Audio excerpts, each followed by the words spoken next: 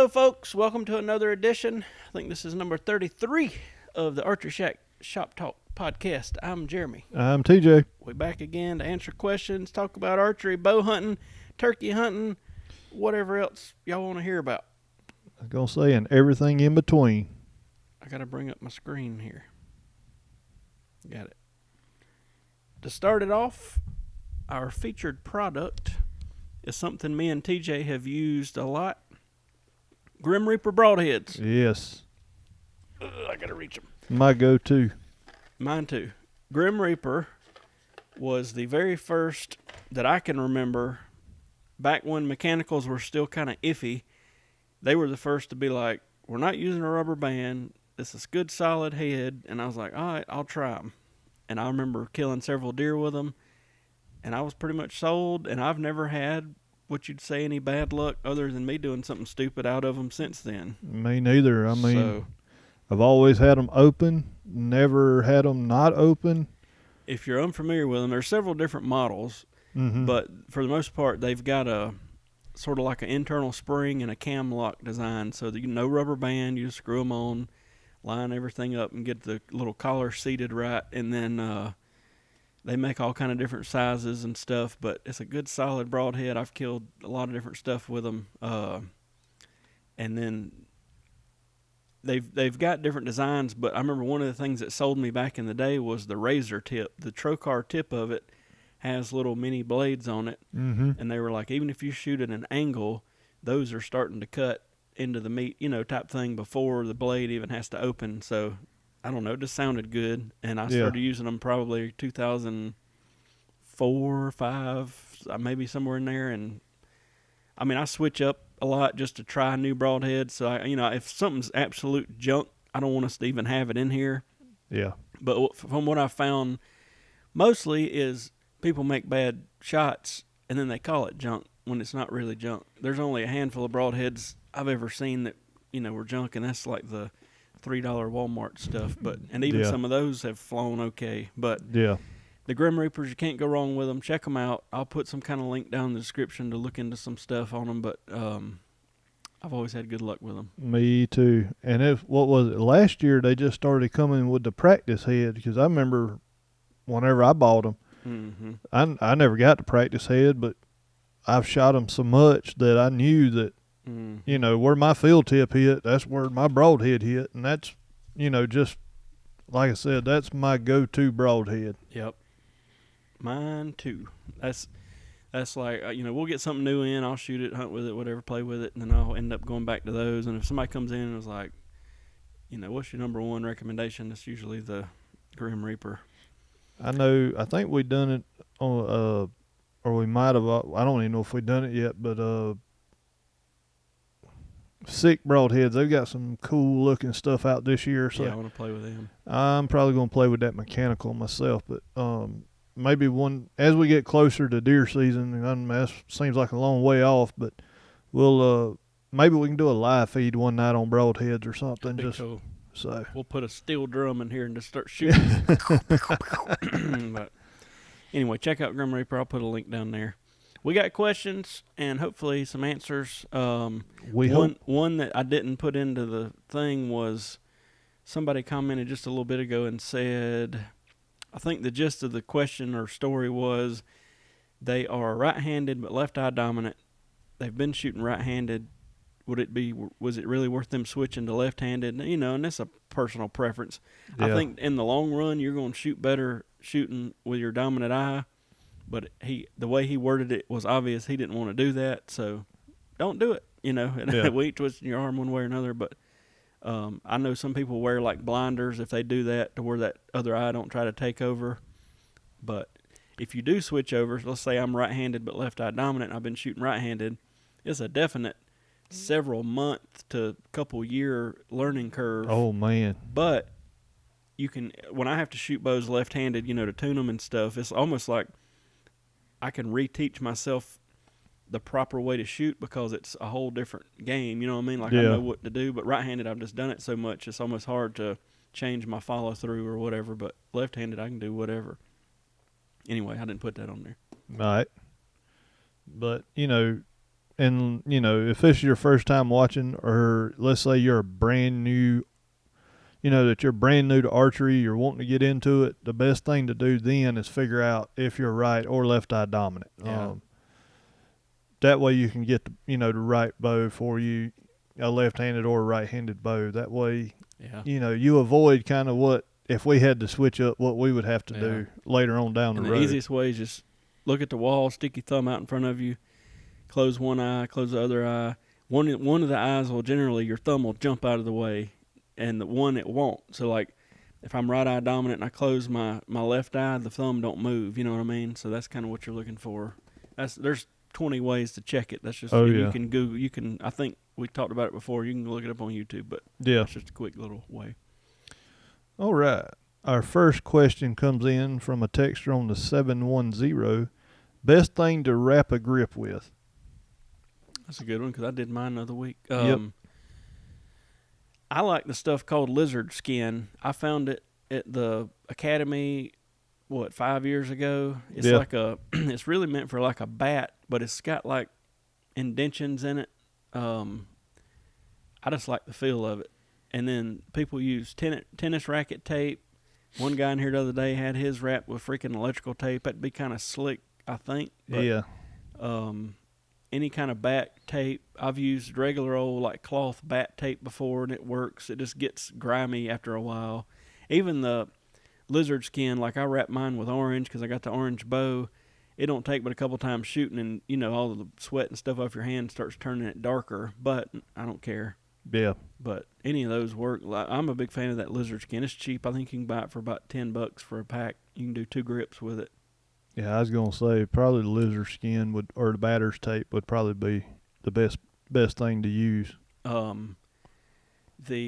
lot of people love that tennis racket tape, and it's a rubbery feeling stuff. But when I tried it, it was like it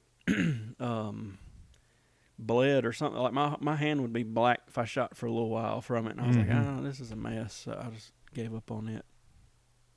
But check out lizard skin. Yep. The next one comes in from the 654. Most common form flaws you guys see? I think we'll both agree that it's grip problems. Grip and probably peep height would be the 2 big ones that I think we see here in the shop. Because I don't know, not a lot of times, but it seems like, I can take me, TJ, Jackie, Mikey, Partain, whoever all's here, we can take a bow. We've done this before, and it'll bullet hole, bullet hole, bullet hole, bullet hole, bullet hole, and the guy comes to pick it up, and a hard tear, you know what I mean? And I'm like, listen, I can make this thing tear, but you don't really want to make the bow way out of whack just because you're torquing the hell out of it. So a lot of people want to grab that grip, and I'm fine if you put one finger or something on the front of it and put a little pressure, but not twisting it, not torquing it. That to me, that's probably the most common problem, and we've seen some bows come in way out of whack because of that, and then some people want us to make them way out of whack. And I'm like, yeah, we can make it shoot the way you're shooting, but it's going to be weird. Yeah, your center shot's going to be off and all that. So I don't know. You get into the whole story of like you show them how try gripping it this way, boom, in a bullet hole, but then it takes a lot of repetitive of doing that because they'll come back a week later and they're doing their twist again. But I don't know, probably that is the main. I mean, there's a bunch of stuff. That's what he said, the main one. Yeah, like most common. Yeah, people getting hard into their face with a string and all that. We see that all the time. Yeah, peep height is another big one that we see, and it's not really a form issue. It's just that people either want to just crunch their head way down or have it tilted way back. That's about, like I said, the torque and the peep height is about the 2 biggest ones we see in the shop a lot. Yeah. So our next one comes in from the 843. Can you explain brace height? Yeah, I don't know if you're a compound or a recurve shooter because it sounds like a recurve question, but I'll try to explain it for both. So brace height is the distance from the string to the innermost portion of the grip, which usually happens to be the center of the burger hole where you screw the arrow rest in. But anyway, So the shorter that is, the faster the arrow goes, because the longer it's on that string getting pushed, and the longer it is, the slower the arrow goes, but the less time it's on the string for you to jerk it a little bit and the arrow, go crazy. So they usually call a longer brace height more forgiving. And that's the same thing with a recurve. Faster if it's shorter, and it'll stack up heavier with poundage. And then, you make it longer, but you can play with it with recurve. I'm gonna tailor this probably to a compound. But and if you watch our videos, that's like one of the first things I'll check after we put strings on. I'll check axle to axle and brace height. So you don't really play with it on a compound. You see what the factory spec is and you leave it at that. I mean, there's some people who will say, hey, can you get me like a 1/4 inch either way, and we can twist or play with the cables just a little bit, but you don't really want to get into that a whole lot. It's not, that's a mess. But that's the gist of it. Most bows are between a 6 and 7 inch right now. A lot of older bows, 8, 9, and 10. We're talking old bows. Yeah. But I'm just gonna throw out a bow from a while back. But the Matthews Black Max was a real fast bow, but it had like a 5 and a little bit over 5 inch brace height. And it was awful to shoot it, but it was fast. Yep. And then PSC had some like that. Yeah, that full throttle had a little short one. And the Wake, was it the Monster Wake that has that real short brace height? And Obsession tinkered with that a little bit a couple of years ago. You get too short and you'll start like having your draw length will be right, but it'll start slapping your wrist a little bit. It's louder, it's that sort. But I found for me currently, I can shoot down to about a 6 inch brace height comfortably. So between about a 6 and a 7, I'm happy with. Mm-hmm. And then you get under that and it's kind of sketchy. I even, when we got the Black 5 Prime in, it's got a 6. And when I first shot it, I thought, this is going to be this is a short brace height. I'm going to hate it. And I was knocking out some pretty good scores on indoor rounds with it to play with. And I was like, I can deal with this. Yeah. But, alrighty. Our next one comes in from the 864. Getting a left tear on my Hoyt Charger. What should I do? Oh, we need a lot of information, really. That could be a ton of different. Yeah, I'll run down the list. First thing I would look at is what area you're shooting. Usually, a left kick is a stiff spine, but right after that, I would look at, is the center shot correct to start with, and I'll do that. I'll just put the arrow in the bow. I'll line the string up with the center of the riser and then look down at the arrow, and usually it'll be sitting left or right. Get that in the center. And then if it is a spine problem, then, let's say you're shooting a 300 spine, but you're only shooting 55 pounds. You could really probably be shooting a 400 spine. But it is easier to tune a stiff spine more so than a weak spine.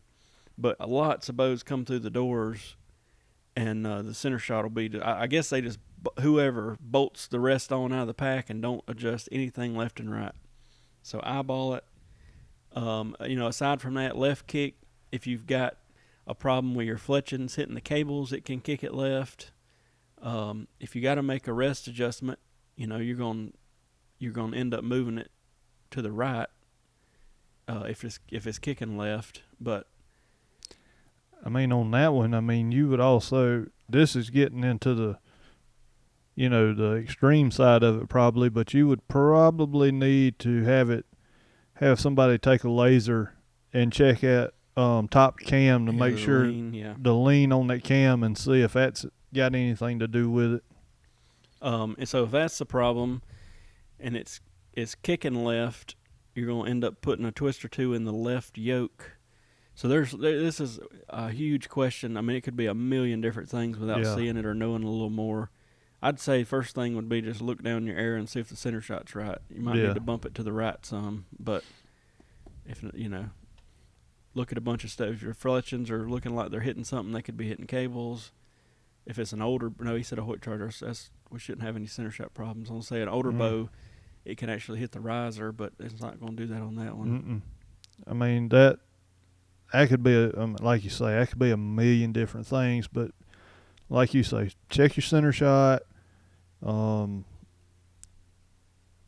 That's about the easiest thing you can do at home. Probably 8.5 out of 10 bows, and you've seen it on the video. We set that pretty much eyeball the center shot down the center, get everything level, and it'll bullet hole as long as your cams are timed and everything. But it'll bullet hole, bullet hole, bullet hole. Because I know we've got some feedback of like people wanting us to. They want to see more stuff that don't bullet hole, but I mean, we're not staging. I mean, it's just you line most of them up and it bullet holes. You know what I mean? So maybe we'll do it'd be a little more involved live Thursday night because we'd probably have to do it in there in the shooting lane, but just take a bow and move it all over and say, all right, here's how we'd fix it, or a couple of different bows. I've thought about doing that. Or another simple thing is if your center's walk back tune it. Yeah, it'd be easy if you don't have a way good to check your center shot or any of that, like TJ said.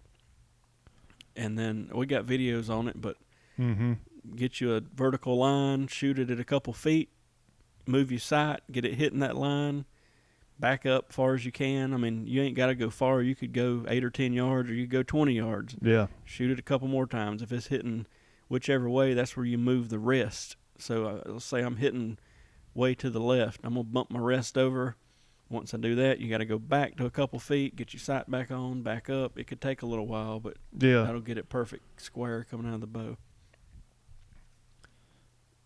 All right, our next one comes in from the 770. What should I do to kill a turkey with my bow setup-wise? I mean, probably the biggest thing is with a turkey, you don't want to pass through. And I guess you can argue both ways, but a lot of people I've talked to said that, you really don't want to pass through. You kind of want that. You want that air to stay in there to keep not the wound channel, but kind of keep everything open where the turkey can bleed out. All the feathers could kind of seal the wound back up, and you might lose the bird. So,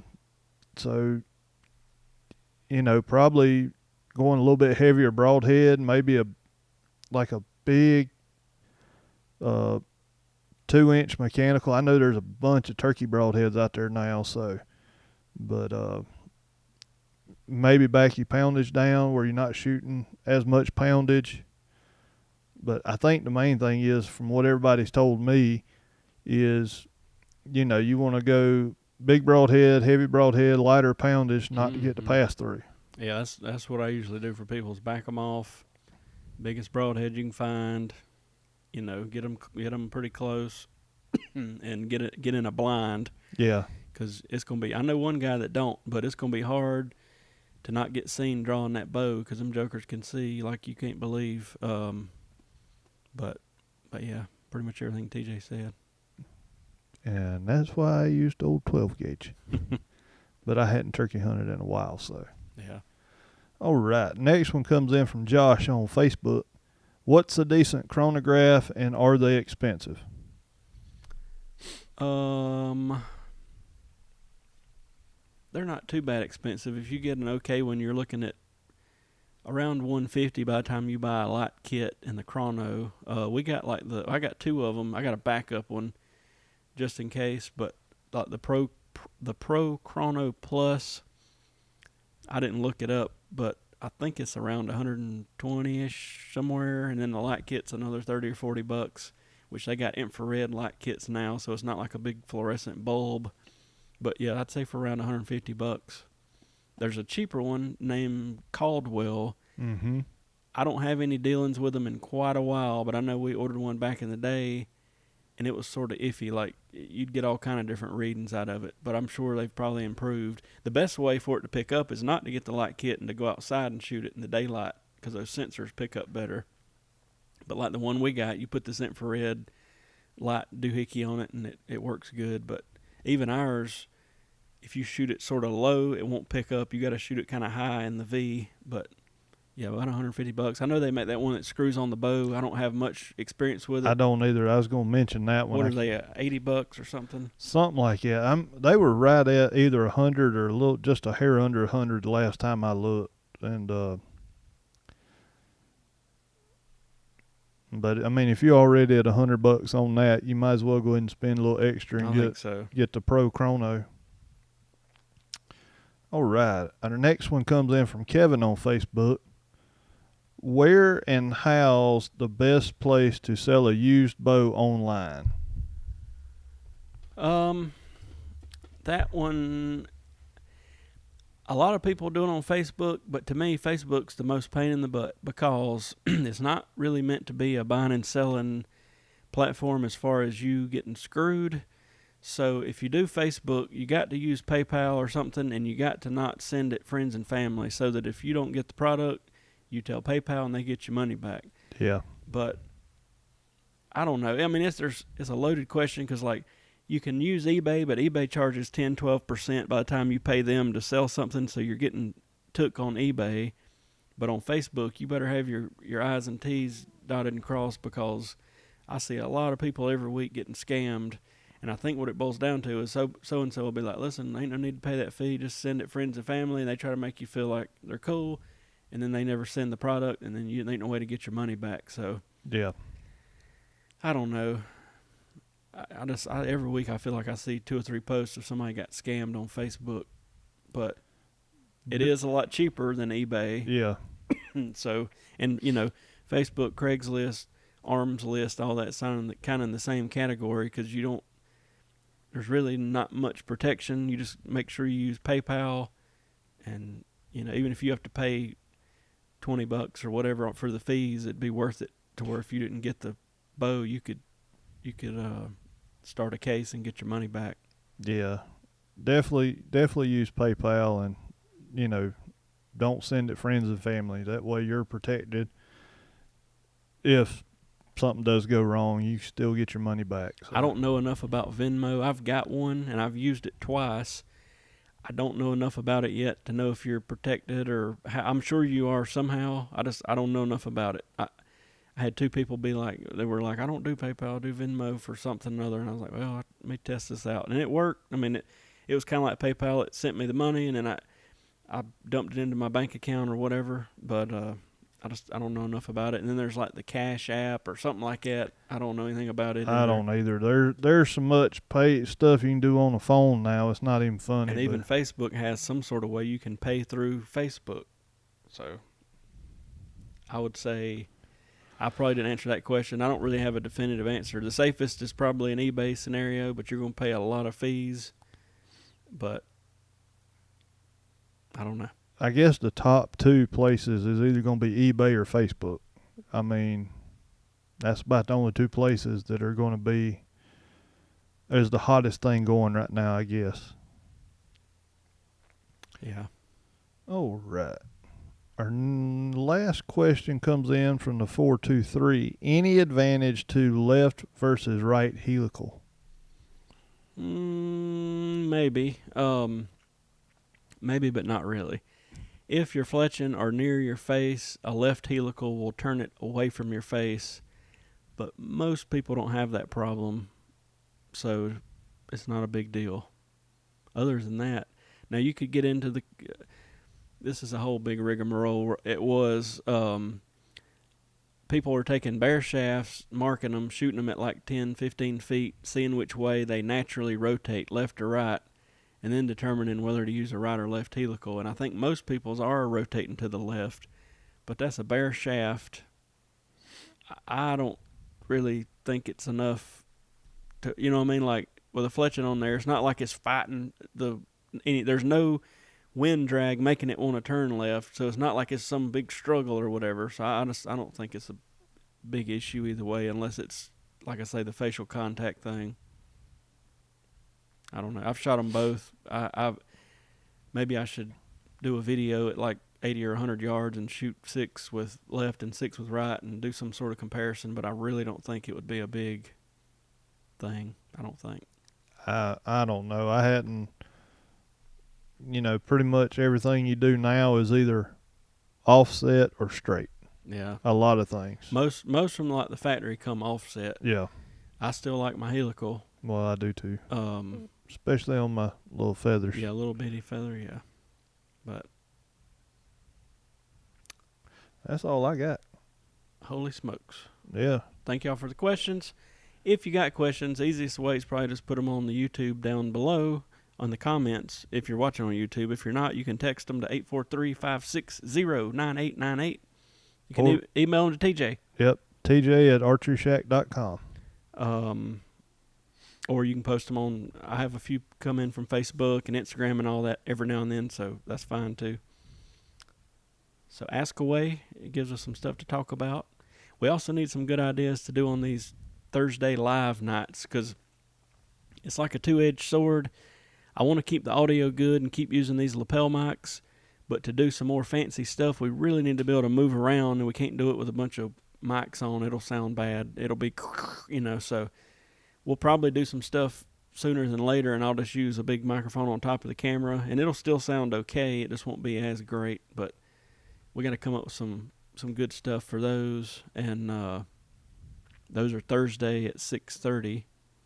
So, but yeah, send us some questions. Yep. Let us know if you have any ideas. I know somebody emailed me. I don't think I've responded yet, but somebody emailed me and was like, "Hey, I got some ideas for y'all." I mean, I appreciate those types of things because we never know, what people want to see. I got some people want me to do more like recurve stuff, and I got some people that are like, I'm a beginner, I need to know the most basic stuff, and I got other people talking about take the limbs and cams and modules off the bow and rebuild it from scratch. So, I mean, I'll do whatever, or at least whatever we can. I got, let me think, the shooting video came out, and then I think I got a couple restrings to do that I'll video and probably have come out the next couple Sundays. So the schedule, if you're newer or whatever and don't know what we do, Tuesday morning the podcast comes out, which is this ordeal. Thursday evening at 6 we go live on YouTube, but then after we're done, of course, it stays on there. So if you can watch it live, that's cool. If you can't, you can watch it later. 6:30, not 6. Yeah, 6:30. And then Sunday evening, a random video comes out that's usually either a bow tuning or us going to a shoot, or it gets a plethora of stuff. But that comes out on Sunday evening. So we do 3 videos a week usually. And thank y'all for watching those. But just let us know what you want to see. I'd love to get in contact with at least 10 different broadhead companies and do a big hour or 2 long broadhead comparison, and do a bunch of different stuff to them to see what they could take. I need to get on the ball and do that. I've been wanting to do that for years. It's just I don't think many people is going to be like, yeah, we'll send you a free pack of broadheads, but we'll see. I need to reach out to maybe 10 different companies or maybe 20 companies, and maybe 10 of them will send us some. I mean, you'd think some of the ones we spend a couple grand with a year would probably be like, yeah, here you go. Yeah. But at the same time, I'm about to tell them we're gonna be honest. I mean, I ain't gonna just because we sell you a broadhead. If it sucks, we're gonna tell them it sucks. I don't want to piss anybody off. But if we do, we do. But anyway, that's a video I got in my head. We need to do some crossbow stuff, I know, because we don't do much crossbow stuff on the channel. I do have, at some point, a Raven lined up to come in to restring, and I'm going to do a big elaborate video on it and shooting it and restringing it and all that. So that will probably be in the next month or 3. And then I need to do a review. We got these Bear Constrictor crossbows. They're little bitty crossbows, but they're only like $600, so they're a lot cheaper compared to some of the other little ones. Mm-hmm. I need to do like an overview video on it. Need to do a restringing video or 2. There's all kind of crossbow stuff we hadn't covered. Oh yeah. So maybe that's something to do. Well, it's just so like right now, technically this is our 3D season, so pretty much everybody's shooting foam or some sort of target archery, and then after the summer, or after when's our last shoot at a local club? It's end of August, but really by the time July hits, there's few and far in between because it's so hot. And then it's pretty much our busy season starts, and we get a good many crossbows in, but when we're during our busy season, we just physically don't have the time to. That's what even sucks now. We had is all this crap going on. We had 6 or 7 bows dropped off, and I was like, I'm going to video them all. But then between everything going on with our strings and our bows and our arrows being worked on, all this stuff being dropped off, I was like, crap, I didn't run out of time. I don't want to make these people wait forever. Yeah. So I had to put some strings on and not video them, which is not the end of the world. But that's what that's what sucks in the busy season. It's like, where's 20 bows, but I might get 2 videos because I can't. It takes so long to video that stuff. Yeah, it does. You got to set up, even if it's me and TJ, you got to kind of set up everything and get the camera ready and move around and talk through everything. It just takes so long. But well, normally if it's just me and you and we don't have a lot of orders, it doesn't take as long because me and you, yeah. I run the camera most of the time, and I kind of know where to be at and everything, so it's not as bad as it was whenever we first started trying to do it. I'm hoping to video it, but I may run out of time. But I've got a prime rise to restring and tune back here. I really want to get a video on, and I'm about out of time. I got to get it done. I may try to do it tomorrow, but so that would be a good video on a prime. But anyway, yeah, let us know. I'm just talking. Let us know what you want to see. We'll do our best to get it done, especially when different type of bows come in. I hadn't done a whole lot of prime tuning on the channel. And like I say, we hadn't really done any crossbows. I'd like to get some of that going because that'd be different. And then one of the most viewed videos we've had is that Samick Sage thing I did. We made a string for it, kind of put it together, went out and shot it a little bit. And that joker got a bunch of views. So I don't know whether to maybe play with some of those. I've also had somebody say, what about getting some random junk? Well, they didn't say junk, but random cheap products from Amazon, archery related, and sort of use them and review them and say whether they're good or bad. I've thought about doing that, and then according to what it is, I can't give away a fortune, but if it's some little rinky-dink thing that's $10-$20, maybe we could really demo it hard and then give it away or something, and say, all right, this is junk or this is good. I don't know, but that was another thought. Speaking of all that, I don't know if I've brought it up yet. We're doing a giveaway. We got some nose jammer. We got some nose jammer stuff. We're giving it away on the live feed this coming Thursday. That'll be the 4th, 5th, 8th. Is that right? Let me get out my calendar. I done got confused. I think Thursday's the 9th. All right. I think. Yeah, because I was thinking today's the 3rd. Thursday, April 9th, we're giving that away on the live feed, so you got to be on there. We got 2 different products to give away. It's nothing that fancy. We just wanted to give something away live and see how it goes, and then we got some more stuff planned coming up soon, so get on there.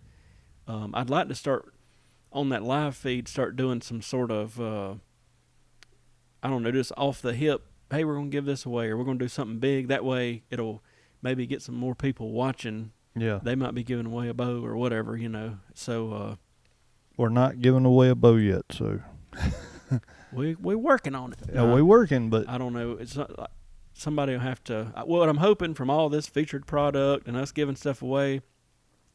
So I've paid for all this stuff. This is not like they're giving it to me and I'm giving it to you. This is 100%. Jeremy paid for it and I'm giving it away. But I would like maybe, and this could take a year or more, but I'd love for some companies to start saying, hey, I see you're getting a couple thousand views of video. We'd like to send you XYZ for you to review it and then give it away. And that would be great. That's sort of where I'm headed with this, hopefully. But we'll see what happens. We're week 33 of the podcast. That's crazy. Yeah, it is. It's almost countdown to a year. Excuse me, at this point. So who knows what we'll allow to pull out of the bag. What, you been turkey hunting yet? No turkey hunting. I've seen some pretty decent thunder chickens killed on Facebook. And I did see some the other morning, and I thought, I might as well just go shoot one or get ready to shoot one. Scott, he shot one 2 mornings ago. Yeah. Up in, where'd he go? He's up in Seneca, so I don't know where he hunted at. I can't remember where he said, but he got him one. It's our turkey season. In the middle of all this sickness mess, it's different. I hadn't even heard a whole lot about turkey hunting. There's about 3 people on Facebook I know hunting, and other than that, everybody's scared to death hiding in their house. But it's our turkey season. I like turkeys. I like turkey hunting. It's just this year with so much stuff going on, I don't know if it'll happen or not. I hadn't turkey hunted in a while now. I kind of lost interest in it. I still enjoy it, but I just kind of lost interest. I don't know if maybe it's a coyote problem or something, but I just noticed the last few years that right before I kind of give it up, the birds just didn't do what they normally did from what I remember. Because I remember being in spring break in school and everything. That whole week, that's all I did from daylight to dark was in the turkey woods. But I don't know. Maybe it's just me. Maybe I don't have any birds where I hunt at. My land has went to crap. Like, I used to have a million places to hunt and fairly close to here, and they've either got sold or different stuff. You know, people are building houses everywhere left and right. It's just, I don't know. It sucks. Yep. I know this is a big. I just seen it on here. I had it wrote down. I kept it on here, but a guy asked the other night on the live feed, we heard anything about the Total Archery Challenge in Tennessee yet? Or does Not directly. No, I know they made a post on their Facebook page and said something about the San Antonio was definitely going to be some changes, but they said they were supposed to send out emails or whatnot. So I'm going to look while we're on here to make sure we ain't got no email. they said it'd be next week. Okay. But, I mean, I'm hoping they don't cancel it. I'm really looking forward to it. I think they'll move it. I don't think they'll... Who is this? Okay. I hadn't got an email. I was just looking. So that brings us to the whole coronavirus mess. They announced. We can't say it. So get this, y'all. Y'all gonna love this. I've had 2 videos flagged now because we even brought up the coronavirus, but I got to keep you updated, so I have to appeal it. If I'll probably have to appeal this one too, but our governor announced yesterday that Monday, which this podcast is coming out Tuesday, so yesterday, he put out a list. In South Carolina, they hadn't done the shelter-in-place thing. He started out by saying, y'all need to stay home, and then he agged that on a while. Then he put out a list of about, a dozen different places and said they got to close, and it was like hair salons. Well, actually, at first, it was just the restaurants. You couldn't dine in. You couldn't dine in the restaurants. Well, then what? Second wave was like barbershops, hair salons, nail places, tanning beds, strip clubs. I mean, it had a list of like 12 different places. Bingo halls. Yeah. And then a couple days ago, he said now it's sporting goods stores. I don't remember what all was on this last list. So technically, Monday at 5, which would have been yesterday when you're listening to this, we got to lock her down, but I'm going to close the public area over here, but of course we'll still be doing our bowstrings and stuff. And I've just told everybody, if you need something or need to pick a bow up or drop one off, just call me. I don't think they're going to send me to prison for you walking in here, one person, and handing me a bow or whatever, or pulling up and me getting it or whatever we need to do. But this mess has about got out of hand, and I can see both sides of it. You know, I can see the people saying, why don't everybody just stay home?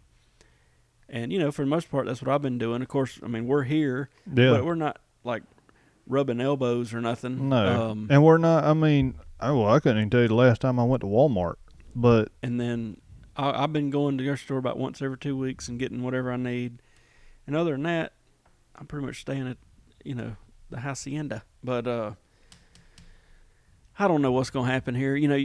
I can see that side of it, and I can also see the side of it that's showing there's a very, very low mortality rate, even compared to the flu. It's not, I don't know. I could argue both sides of it, but any way you look at it, this crap needs to go away.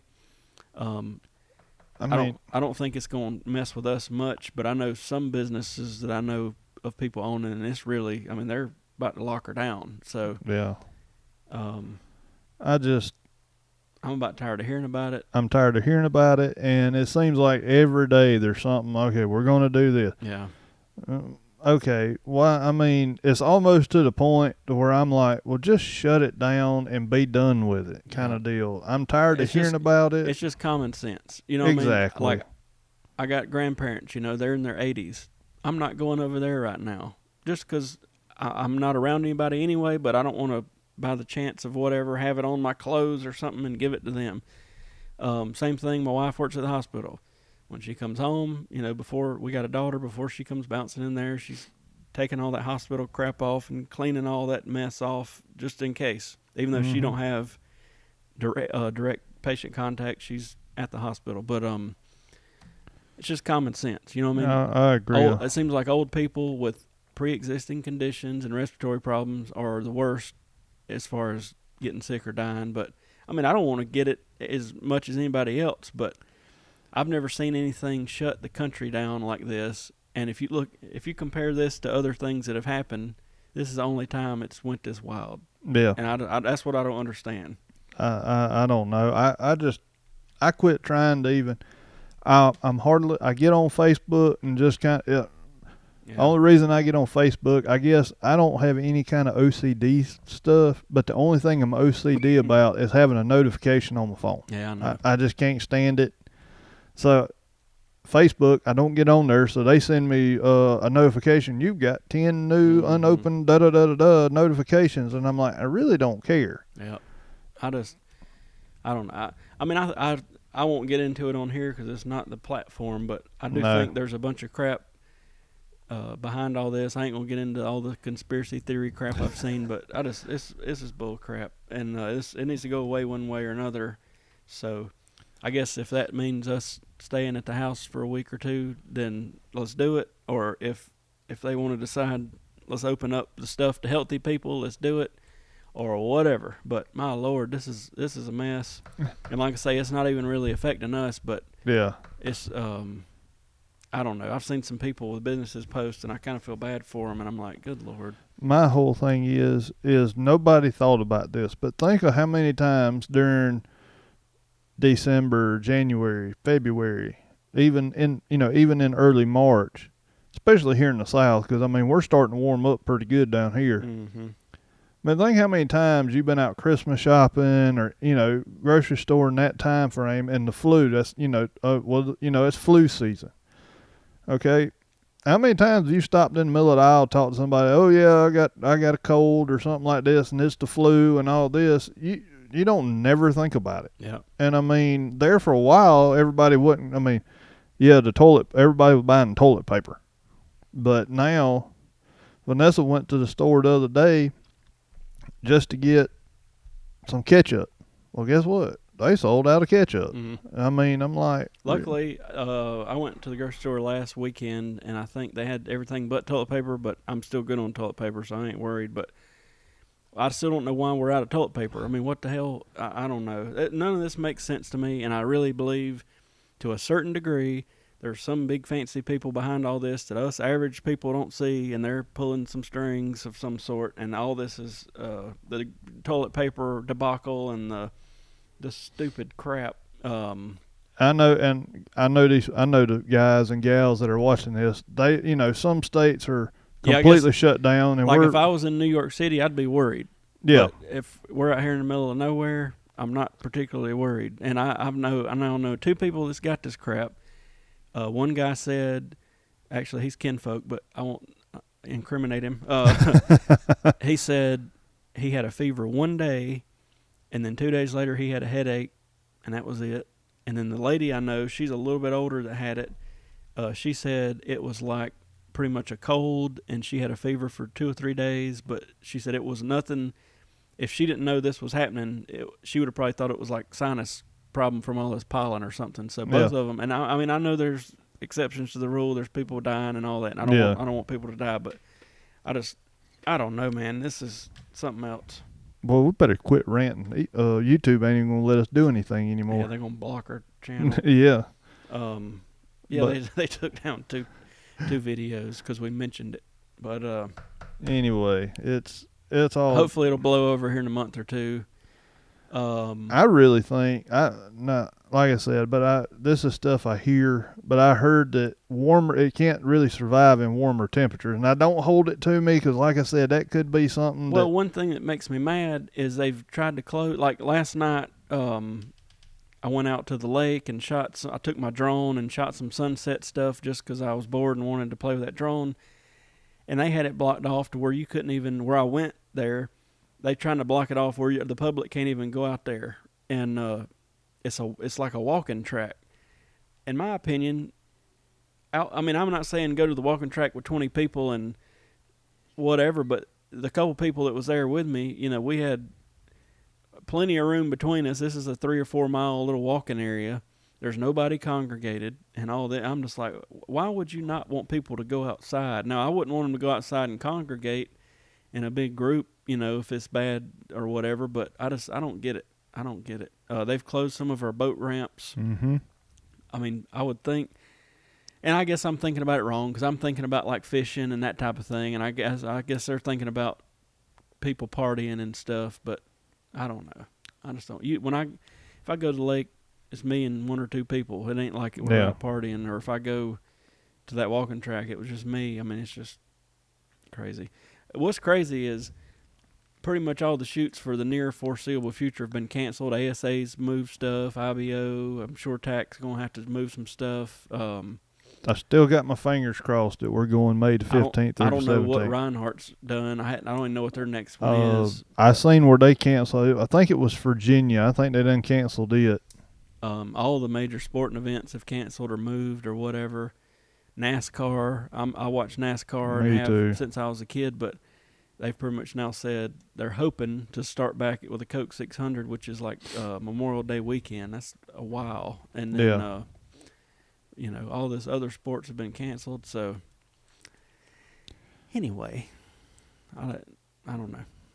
I guess we'll just update. I just wanted to kind of bring it up to let y'all know you can still get a hold of us, but you know, if you're like got to come to the shop, maybe a call ahead or shoot us a message because we'll make sure we play by the rules to a certain extent. Yeah. But we'll get y'all some videos made, tune-in videos. Thursday, don't forget we're giving away that stuff, that nose jammer stuff. I believe it's shampoo and body wash, if I remember right. Like I say, it's nothing terribly fancy. It's just wanting to do a little test. See if we get more people on there, and then maybe we can ramp it up to something bigger and better. And maybe start reaching out to some companies. If you have any connections with any sort of a archery related or hunting related company and want to see if, you know, we can hook up somehow. I mean, as far as I'm concerned, I don't want anything from it. I'd just love to get the product, possibly review it if it's archery related, and then give it away. You know what I mean? I don't need anything. No. If you have a connection, though, shoot TJ a message at tj@archeryshack.com and just let him know whatever, and we can get on the horn with them. Or if you can have them email us or call us, that would be cool. Get a couple connections going. I'm not looking for like $1,000 product. I'm just talking about little knick-knack stuff. Broadheads, yeah, you know, just stuff like that. But I think we'll get there. It might take a little while, kind of like it took a little while to get to where we could go live with our 1,000 subscribers. Yep. Now we just need to keep building, and so we can tell these companies, hey, we got, you know, a couple thousand people watching all these videos. We want to give away some of your products and review it. Let's do it. So hopefully that works out. Like I say, I could care less if we get anything from it. I'd just like to have. I'd like to quit forking out stuff I've had to pay for personally to give away, but I'm fine with that for a while because it is what it is. Yep. Anyway, we'll see y'all next time around. Thank you for watching. Hit the subscribe button if you hadn't already. And hit the bell. We'll see y'all next time. Have a good one. Stay safe.